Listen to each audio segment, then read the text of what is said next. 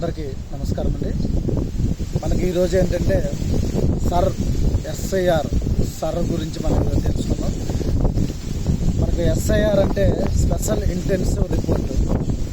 మనకేంటంటే మన కేంద్ర ప్రభుత్వం ఏం చేసిందంటే అక్కడ సెంట్రల్ ఎలక్షన్ కమిషన్ అనేది మనకు ప్రతి రాష్ట్రంలో కూడా ఓటు కార్డులని వెరిఫికేషన్ కోసం అనేటటువంటిది ఈ డ్రైవ్ అనేది పెట్టడం జరిగింది. దీనివల్ల కలిగినటువంటి లాభాలు ఏంటి, నష్టాలు ఏంటి, దానికోసం మనం ఒకసారి తెలుసుకుందాం. ఈ కార్యక్రమం ద్వారా ఏం జరుగుతుందంటే ఏవైనా డబల్ ఓట్లు ఉన్నాయనుకోండి వాటిని గవర్నమెంట్ అనేది తీసేయడం జరుగుతుంది. అలానే మరి ఏవైనా దొంగ ఓట్లు ఉన్నాయనుకోండి వాటిని తీసివేయడం జరుగుతుంది. అలానే ఆల్రెడీ ఎక్కడో ఒక దగ్గర ఓటు వాళ్ళకి ఉంది అంటే ఏదైనా ఒక రాష్ట్రంలో, ఫర్ ఎగ్జాంపుల్ మనకు మన గ్రామం నుంచి మన ఇద్వానిపాలెం గ్రామం నుంచి అండమాన్ నికోబార్ ఐలాండ్స్కి ఎక్కువ మంది వలస వెళ్తుంటారు. సో అక్కడ వాళ్ళు మన గ్రామానికి చెందినటువంటి వాళ్ళు అక్కడ ఓటు హక్కు చేసుకున్నారు. అది మన గ్రామంలో మళ్ళీ ఓటు హక్కు వాళ్ళకి రావాలంటే ఇక్కడ ఆల్రెడీ వాళ్ళది ఎన్రోల్ అయిపోయినట్టు ఈపీఐసి అంటే మనకు వాటర్ ఐడి కార్డు ఉంటుంది కదా, ఆ ఎపిక్ నెంబర్ అనేది ఆల్రెడీ అక్కడ ఎన్రోల్ అయిపోయి ఉంటుంది. ఇక్కడ మళ్ళీ ఎన్రోల్ అవ్వదు. అంటే ఏదైనా ఒక్క రాష్ట్రంలో ఒక్క దగ్గర మాత్రమే ఓటు హక్కు అనేది వస్తుంది. అలానే డబుల్ ఎంట్రీలు అనేవి 80% అంటే ఒక వ్యక్తికి 2 ఓట్లు వస్తుంది. అతనికి ఆల్రెడీ ముందు ఒక ఓటు ఉంటుంది, మళ్ళీ వచ్చి ఉంటాయి. అటువంటి ఓట్లు అనేవి ఉండవు. నెక్స్ట్ ఇంకొక విషయం ఏంటంటే ఫోటో ఎప్పుడో పాతది ఉంటుంది. ఆ ఫోటో స్థానంలో ఏంటంటే కొత్త ఫోటోకి అవకాశం అనేది ఉంటుంది. తర్వాత పేర్లు, ఇంటి పేరు, ఫర్ ఎగ్జాంపుల్ మన గ్రామంలో చూడండి, ఒక ఇంటి పేరు చూస్తే వాళ్ళది ఇద్ది, కానీ అక్కడ ఏంటంటే బుద్ధి అని పడి ఉంటుంది. ఫర్ ఎగ్జాంపుల్ ఇద్ది రామయ్యకి మనకేం పడిందంటే బుద్ధి రామయ్య అని పడింది. ఇలాంటివన్నీ కూడా మార్పులు చేర్పులు అవ్వాలంటే మనం ఖచ్చితంగా ఎస్ఐఆర్ ఫామ్ అనేది మనం ఖచ్చితంగా నింపి వాళ్ళకి ఇవ్వాలి. ఇందులో మనం ఏం చేయాలంటే ఎస్ఐఆర్ ఫామ్లో ముందుగా మనకు అందులో ఆల్రెడీ మనకు ఓటర్ కార్డు ఉంటుంది కదా, ఆ నెంబర్ అనేది ఇచ్చి ఉంటాడు, ఆ డీటెయిల్స్ అనేవి ఇచ్చి ఉంటాడు. అయితే 2002 తర్వాత పుట్టినట్లయితే దానికి కుడివైపు అనేది మనం రాయాల్సి ఉంటుంది. అలానే 2002 కన్నా ముందు పుట్టినట్లయితే ఎడం వైపు రాయాల్సి అనేది ఉంటుంది. అందులో ఏంటంటే ఫస్ట్ మనం మన యొక్క బంధువు పేరు రాయాల్సి అనేది ఉంటుంది. బంధుత్వం అంటే అర్థం ఏంటంటే ఫర్ ఎగ్జాంపుల్ ఆడపిల్లలకి అనుకోండి మనము మామ పేరు రాయాలి, పెళ్ళి అయిపోయినటువంటి వాళ్ళు, 18 సంవత్సరాల దాకా పెళ్ళి అయిపోయినటువంటి వాళ్ళు. అదే పెళ్ళి అవ్వనటువంటి వాళ్ళకి అనుకోండి వాళ్ళ యొక్క తల్లి లేదా తండ్రి లేదా నాన్నమ్మ లేదా తాతయ్య పేరు రాయాలి. తర్వాత కాలంలో మనకు ఒకవేళ అబ్బాయి అనుకోండి వాళ్ళ తాతయ్య పేరు రాయాలి. వాళ్ళ తాతయ్య పేరు ఒకవేళ తెలియకపోతే వాళ్ళ అమ్మమ్మ పేరు కానీ వాళ్ళ నాన్నమ్మ పేరు కానీ రాయాలి. నెక్స్ట్ దిగు కాలంలోకి వచ్చేసరికి ఎవరైతే పర్సన్ ఉన్నారో, ఫర్ ఎగ్జాంపుల్ మనకు కర్రీ ఫకీరు అని ఉందనుకోండి, ఆ కర్రీ ఫకీర్ యొక్క అమ్మ పేరేంటి, నాన్న పేరేంటి అనేది మనం రాయాలి.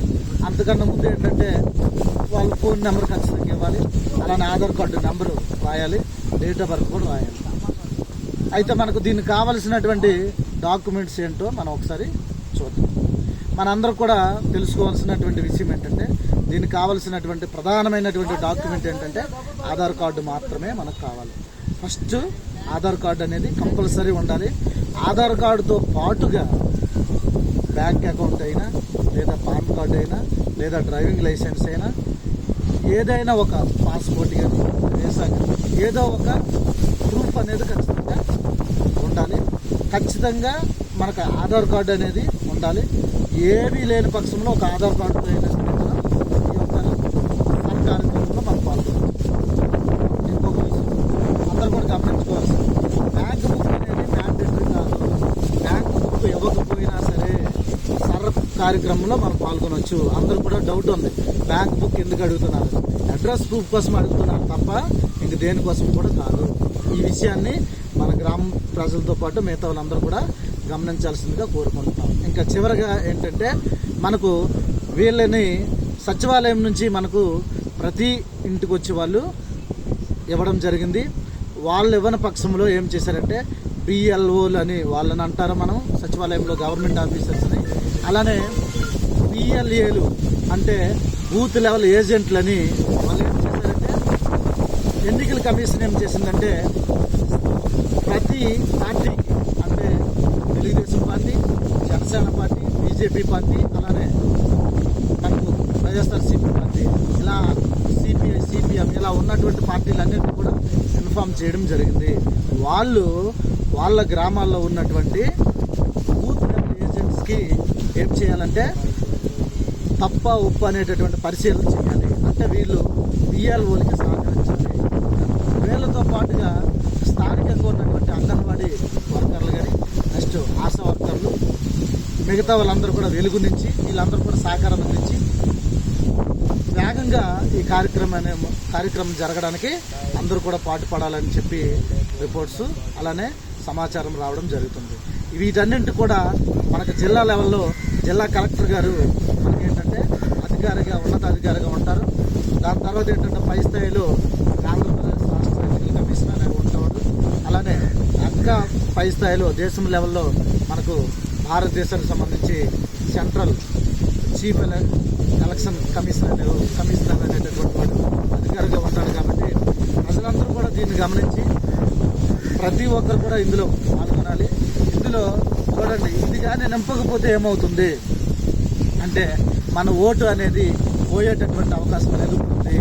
కాబట్టి దయచేసి మీ ఓటు కాపాడుకునే బాధ్యత మీ చేతుల్లో మాత్రం ఉంది.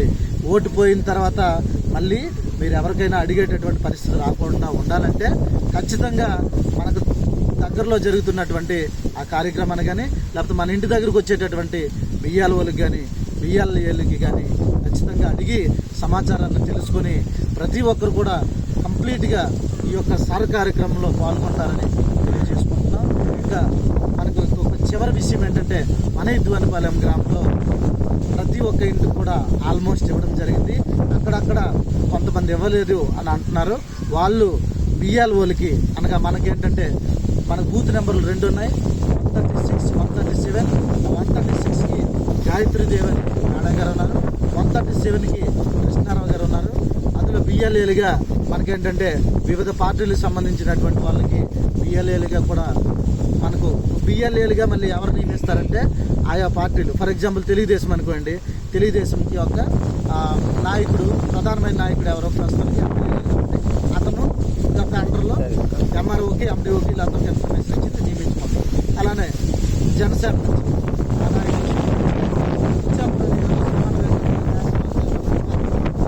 మరి బీజేపీకి సంబంధించి ప్రధానమైనటువంటి ఎవరు ఉంటారో వాళ్ళు, అలానే వైసీపీకి సంబంధించినటువంటి ప్రధానమైనటువంటి నియోజకవర్గ ఇన్ఛార్జ్ ఎవరు ఉంటారో ఇలా మన ఇచ్చాపురం నియోజకవర్గానికి సంబంధించి ఆయా ఇన్ఛార్జీలు ఏం చేశారంటే పార్టీ నాయకులకు చెప్పి ప్రతి గ్రామంలో వాళ్ళందరూ కూడా సహకరించాలని చెప్పడం జరిగింది. వాళ్ళతో పాటు మీరు కూడా ఈరోజే మీరు కానీ ఇంకా బిఎల్ఓలకి మీ యొక్క పత్రాలు సమర్పించకపోయినట్లయితే ఖచ్చితంగా అందరూ కూడా బిఎల్ఓలకి మీ దగ్గర ఉన్నటువంటి పత్రాలను కూడా సమర్పించండి.